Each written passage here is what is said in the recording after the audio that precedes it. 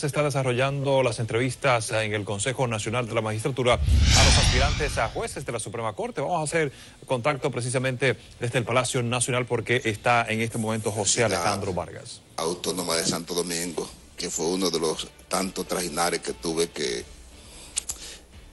transcurrir, lógicamente en ese afán de uno superarse. Fíjense, soy graduado de licenciado en Derecho en el año 1993, 93, es decir, tengo 26 años que me gradué. Participé en un concurso de oposición para ingresar a la Escuela Nacional de la Judicatura e ingresé como juez de paz. A partir de ahí, en el año 2005, entonces pasé a trabajar en el Tribunal de Tránsito. De tránsito entonces fui ascendido a la oficina de atención permanente del Distrito Nacional, donde he permanecido durante muchos años, más luego entonces me designaron como coordinador de los juzgados de la instrucción del Distrito Nacional. En el campo académico, actualmente soy profesor de la Universidad OIM, tengo 15 años dando clase ahí, y soy profesor de la clase de maestría de Derecho Constitucional y Derecho Procesal Penal en la Universidad Autónoma de Santo Domingo. He publicado 3 ejemplares, 3 libros. Uno tiene que ver con el Tribunal Constitucional y las garantías de derechos fundamentales, otro tiene que ver con medidas de coerción personal, y otro es un libro que publiqué tendente a trazar una pauta con relación al acceso directo al Tribunal Constitucional, porque en esa época había una confusión de la gente de cuándo tenía que acceder directamente al Tribunal Constitucional. Entonces, escribí esa obra con algunos formularios. He realizado cursos en Costa Rica en materia de delito cibernético en Guatemala. Fui designado por el Consejo del Poder Judicial como el juez encargado de autorizar las actuaciones que se requieren a partir de la nueva legislación de lavado de activos, y me eligieron para cuando se tratara de asuntos de terrorismo, y yo soy el juez que tendría que dar cualquier tipo de actuación que se requiriera en una investigación que se realizara en ese aspecto. En esta ocasión, señor presidente, no voy a quitarle mucho tiempo, ni siquiera los 5 minutos, sino que voy a aprovechar ahora para pagarle parte de los 5 que le quité la otra vez, y cuando vuelva entonces el resto se lo pagaré. Así que pueden hacerme las preguntas que entiendan pertinentes, porque sé la premura ya del escenario y lo cansado que tienen ustedes que estar. Muchas gracias, magistrado. ¿Preguntas? Magistrado Jean Alain. Aquí. Gracias, señor presidente. Buenas tardes de nuevo, magistrado. A pesar de que la Constitución de la República ni ninguna ley establece un parámetro establecido del grado que debe tener un juez para poder acceder a la Suprema Corte de Justicia dentro de la carrera, ha sido, digamos, una práctica utilizar a veces el escalafón. Yo estoy convencido de su preparación y de que en el caso suyo no es un obstáculo alguno, ni legal ni en términos prácticos. Pero me gustaría que usted mismo, ya sea propio o en sentido general, pudiera argumentar el por qué un juez, independientemente del grado que tenga dentro del escalafón el Poder Judicial, sí pudiera tener o no acceso. Bien, esto yo lo hago es para defender la competencia que la Constitución de la República le da al Consejo Nacional de la Magistratura, que es una competencia indelegable. Es decir, Solo el Consejo Nacional de la Magistratura puede elegir a los jueces de las altas cortes. Fíjense, si el Consejo Nacional de la Magistratura, para elegir a los jueces de las altas cortes, más que los 12 años que establece la Constitución de la República y pertenecer a la carrera judicial, impusiera otros parámetros, miren lo que va a pasar. Que como es un escalafón, entonces el escalafón lo prepararía el Consejo del Poder Judicial. Y resulta que el Consejo del Poder Judicial va a ir colocando los jueces. Mire, este juez tiene 30 años, este tiene 28, este tiene 27 años en el ejercicio. Entonces, como faltan 3 jueces de la Suprema Corte de Justicia, el Consejo Nacional de la Magistratura lo único que tendría que hacer es decirle al Consejo del Poder Judicial: mándame los 3 jueces que en el escalafón están para ocupar la posición. Entonces, la elección de los jueces de carrera no lo haría el Consejo Nacional de la Magistratura, lo haría el Consejo del Poder Judicial. Eso es como yo decir, la Policía Nacional tiene un escalafón. Imagínense ustedes que dentro de ese escalafón de la Policía Nacional, los generales fueran estableciendo fila, orden, y dijeran, bueno, ya el próximo director de la Policía Nacional fuera el fulano de tal. El presidente de la República estaría forzado a elegir a ese que ese escalafón dice. Entonces el presidente estaría delegando esa función que le da la Constitución de la República para él elegir al director de la policía, y ya no lo estaría dirigiendo el presidente de la República, sino ese escalafón. Entonces, por eso yo creo que si ustedes cometieran el desliz de permitir que regirse por ese escalafón, entonces no tendría sentido que ustedes estuvieran eligiendo el 75% de los jueces de carrera. Bastaría con que ustedes le pidieran el listado al Consejo del Poder Judicial y así nos abocaríamos solamente a juramentarlo. Ese es mi criterio, independientemente que la Constitución de la República no establece más parámetros que 12 años y abogado, no más de ahí. Ahora, si el Consejo Nacional de la Magistratura quiere ceder su competencia, entonces que se ajuste al escalafón. Muchísimas gracias, magistrado. Bueno. Magistrado Soto. Escúcheme, magistrado, escúcheme, presidente. Solamente se limita a señalar que pertenezca a la carrera. Bien. Buenas tardes nuevamente, Alejandro Vargas. Quiero solamente una valoración suya. La recusación, todos pensábamos que cuando entró en vigencia el nuevo código, eso iba a ser cosa del pasado, ya que los abogados lo utilizaban mucho como un recurso para retrasar los procesos. Antes de decidir una recusación podía durar 1 año. Ahora eso ha cambiado mucho, pero se sigue utilizando como un deporte nacional en los tribunales del país. De hecho, hay abogados que recusan toda una corte, todo un colegiado entero, sin consecuencia. Porque el artículo 78 en la parte final dijo cualquier cosa y lo dejó abierto prácticamente.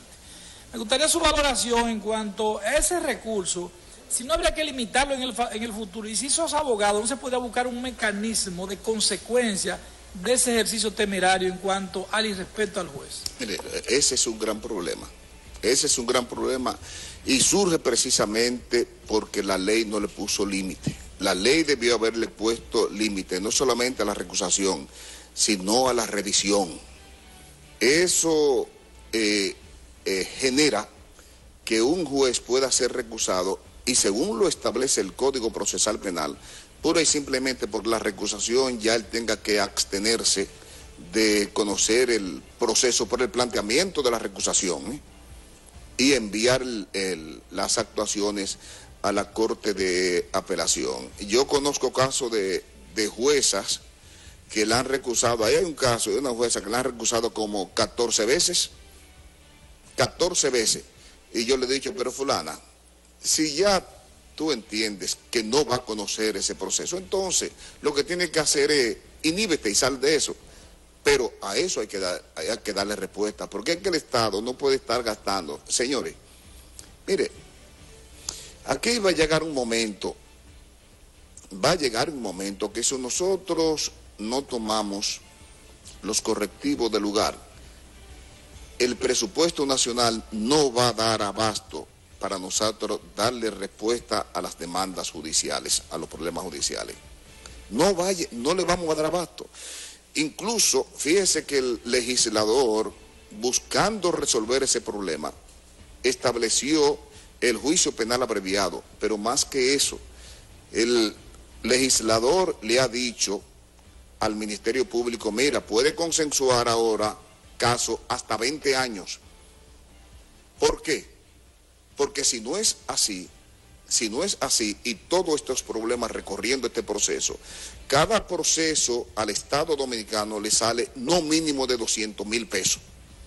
Fíjense que yo implementé a regañadienta y el honorable presidente de la Suprema Corte de Justicia los juicios penales abreviados desde la atención permanente, porque cada vez que yo puedo resolver un problema ahí mediante un juicio penal abreviado, le estoy ahorrando al Estado cerca de 200,000 pesos. Pero no ha habido una política decidida en cuanto a crear un cuerpo de Ministerio Público y de concienciación de los abogados, de cuando le llega un caso sentarse y que el Ministerio Público le diga, mira, yo tengo esta prueba contra tu cliente, tal y como hacen en Estados Unidos. La pena son de 5 a 20 años, yo te puedo ofrecer tanto, a ver si llegamos a un acuerdo. Si se logra llegar a un acuerdo, el Estado ya salió de ese problema y se evitó una enorme cantidad de dinero. Entonces, ese aspecto no se ha ponderado y hay que formar en niveles de conciencia en cuanto a los actores del proceso, porque también el dinero cuenta en esto, el dinero cuenta. El dinero es determinante y el Estado tiene múltiples necesidades. El Estado tiene que darle respuesta a los problemas de salud, a los problemas de educación, y todo el mundo está pidiendo.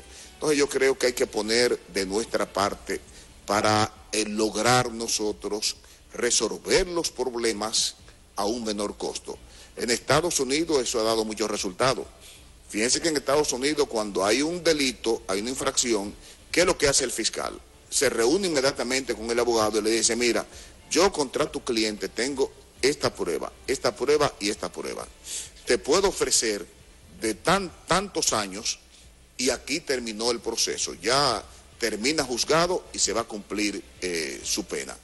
Pero no ha sido posible. Fíjense, yo tengo, si ustedes examinan en atención permanente, de cuando se comenzó a implementar el juicio penal abreviado, ya nosotros tenemos más de 600 decisiones, 600 casos decididos. Si ustedes cuentan esos 600 casos decididos por 200,000 pesos, ustedes se darán cuenta cuánto dinero se habrá ahorrado al Estado. Y si no le buscamos mecanismos alternos y creamos conciencia de que esos mecanismos alternos son necesarios para resolver los problemas, mire, señor presidente, usted podrá buscarse todos los cuartos del mundo y nunca va a satisfacer la necesidad del Poder Judicial. Sí. Yo quiero ayudar a Alejandro en este sentido. Hay accidentes de tránsito que envuelven una reclamación de 30 a 40,000 pesos y al Estado le sale eso, recorrer todos los grados en 300 y 400,000 pesos. Sí. Lo es inmanejable. Diputada Castillo. Buenas tardes. José Alejandro Vargas. Magistrado José Alejandro Vargas. Muchas gracias. Buenas tardes. Yo sé que usted puede dar mucho aporte desde la Suprema Corte de Justicia. Esos aportes podrían ser muy bien valorados por la experiencia que tiene usted y lo ha demostrado en todo lo que ha opinado en las diferentes preguntas que se le hacen. Siempre ha habido una construcción en términos de qué se puede hacer para mejorar y me alegra escuchar eso. Pero en términos de lo que es el Código Procesal Penal, ¿qué aspectos cree usted que se pueden mejorar? Mire, hay que entender que los códigos procesales penales, las leyes siempre están en constante movimiento. Y eso uno no puede negarlo. Fíjense, hay un aspecto que a mí me gustaría que se definiera en el Código Procesal Penal.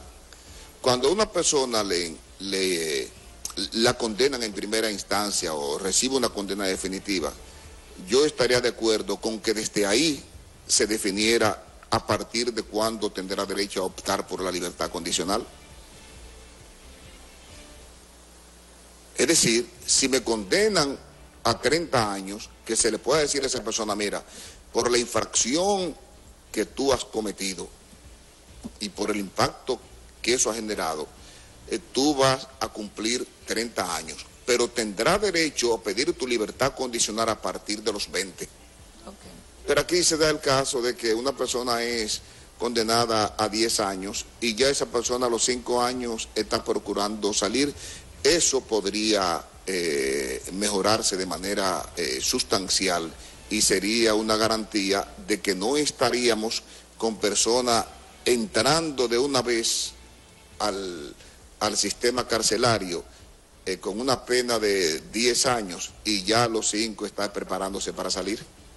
Entonces eso debería el legislador tratar de consensuarlo, a ver si pudiera lograrse. Ese es uno de los aspectos que me gustaría. Mire, con relación a la Suprema Corte de Justicia, hay una preocupación, y fíjense que el único choque que ha tenido el Tribunal Constitucional con la Suprema Corte de Justicia tiene que ver con las inadmisibilidades. Fuera de ahí no ha habido ningún tipo de problema. El Tribunal Constitucional siempre le ha objetado las inadmisibilidades por falta de motivación a la Suprema Corte de Justicia. ¿Y de dónde viene eso? ¿Sabe de dónde viene eso? Es que aquí, en la calle, alguien me dice una mala palabra y yo inco un proceso y ese proceso llega a la Suprema Corte de Justicia. Aquí todo llega a la Suprema Corte de Justicia. Y aquí, si queremos una Suprema Corte de Justicia que siente principios reales, que dé sentencia de principio, no se puede cargar con todas las tonterías, porque al final de la jornada todos esos problemas bagatela que llegan a la Suprema no tiene tiempo ni tampoco va a dar abasto para sentarse a motivar cada caso. Entonces yo creo que tiene que crearse un mecanismo de que los casos que vayan a la Suprema Corte de Justicia sean casos que realmente sean importantes y que los jueces puedan sentarse a hacer su valoración para que puedan dar decisiones de principio. Pero mire, se lo digo, a mí me preocupa que a veces yo ando por la calle y como yo manejo de manera muy lenta y bajo el vidrio alguien me dice, yo sabía que tenía que hacer un moreno feo. Entonces yo digo, y si yo llevo eso como un tema injurioso, ese tema llega a la Suprema Corte de Justicia. Entonces yo creo que el legislador debería sentarse a analizar ese tipo de cosas con los expertos, a ver cómo evita que todas esas cosas lleguen a la Suprema Corte de Justicia para que podamos tener una Suprema Corte de Justicia efectiva. Gracias. Senador Paliza. Muy bien, buenas tardes, magistrado Vargas. Hace 2 semanas, un diario de circulación nacional, el periódico Listín Diario, sacó como noticia primera que en el Distrito Nacional, en la capital, habían 18.000 celulares o teléfonos pinchados, le hace interceptados. En el contenido de esa nota estipulaba o expresaba que solamente el magistrado José Alejandro Vargas había autorizado el año pasado 2.520 intervenciones telefónicas. Me pregunto, ¿es cierta esa noticia? ¿Sí o no? 2, de ser cierta, ¿cuáles son los parámetros, el sedazo, el que se utiliza, el colador que se utiliza para autorizarlo o no esas intervenciones telefónicas, para que no se utilice una investigación para intervenir teléfonos que no necesariamente son propios de esa investigación? ¿Son esas intervenciones por tiempo definido? ¿Qué valoración tiene usted de esa preocupación mía y de muchos otros ciudadanos y así también de la noticia que publicó ese diario de circulación nacional? Mire cuál es el problema. Mire cuál es el problema. Nosotros queremos, cuando pasa una infracción, nosotros queremos que ya a los 3 minutos la policía le está dando respuesta a la infracción. Nosotros queremos seguridad, pero hay que entender que para que haya seguridad el Estado tiene que tener mecanismo de investigación. Ahora, ¿qué sucede? Uno cree en el principio de objetividad. Cada vez que se solicita la intervención de un teléfono es porque el Ministerio Público motiva las razones porque se va a tomar la medida. Yo examino siempre esas razones. No autorizo interceptación de telefónica así por así. Siempre autorizo las motivaciones, pero ustedes tienen que entender que a veces por aquí andan muchísimos teléfonos maquitos. Aquí cualquiera tiene un teléfono. Entonces usted dice, bueno, pero ¿cómo ante un problema de que se va a cometer una acción delictiva, un acto delictivo, ante el problema de que hay una transacción de narcotráfico y lo que se ha descubierto a través de los mecanismos de captación de señales es que fulano de tal tiene un teléfono, pero uno no sabe a quién pertenece? Tampoco uno puede cerrarle la puerta a las autoridades para evitar que hagan sus investigaciones, porque es que eso es difícil. Nosotros queremos seguridad, pero fíjese, la seguridad también tiene su precio. Fíjese que cuando usted va al aeropuerto y quiere salir, que a usted le quitan los zapatos... Sí, pero puede ser en contra de la protección de la privacidad de ciudadanos, que no tiene nada que ver con una investigación. Bueno, eso pasa aquí, pasa en Estados Unidos y pasa en todos los países. Lo que se supone es que hay un principio de objetividad del funcionario que actúa. Ahora, si se hizo de mala fe, entonces eso debe tener un sistema de consecuencias. Pero hasta ahora nosotros entendemos que las investigaciones de las autoridades son investigaciones fundamentadas en la buena fe. No podemos partir que si me dicen a mí que tal teléfono está involucrado, fíjese, yo he tenido que estar autorizando interceptaciones telefónicas de transacciones de droga que se van realizando con una gente montada en un carro. Eso he tenido yo que hacerlo. Y yo he tenido que estar en atención permanente a la 1, a las 2 de la mañana, porque a mí me gusta trabajar. Yo me paso el día entero trabajando. La gente dice que si fue que yo nací en el Palacio. Mire, yo al Palacio voy domingo, lunes, de noche, de madrugada, cuando me llaman, porque aquí se dan cosas que las autoridades no pueden verse entorpecidas en su investigación porque no aparezca un juez. Ahora, hay parámetros para las interceptaciones telefónicas, se dan por 60 días y el juez examina, yo examino muy bien el contenido, el fundamento. Bueno, y está el Procurador General de la República. ¿Cuántas interceptaciones telefónicas yo no le rechazo al Procurador General de la República de lavado de activos y a la Fiscalía? Se las rechazo y le digo, no, corrían esto, ellos lo corrigen, entonces yo se lo autorizo. Porque el juez no puede ser un obstáculo para que las autoridades investiguen. Y eso hay que entenderlo. Si nosotros queremos seguridad, también tenemos que sacrificarnos.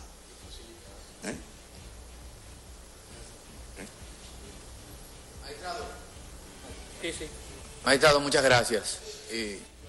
Gracias a usted, señor presidente, y creo que solamente le debo 3 minutos. Oye, eran 5 la otra vez, le pagué 2 ahora, le debo 3. Que pasen buenas tardes.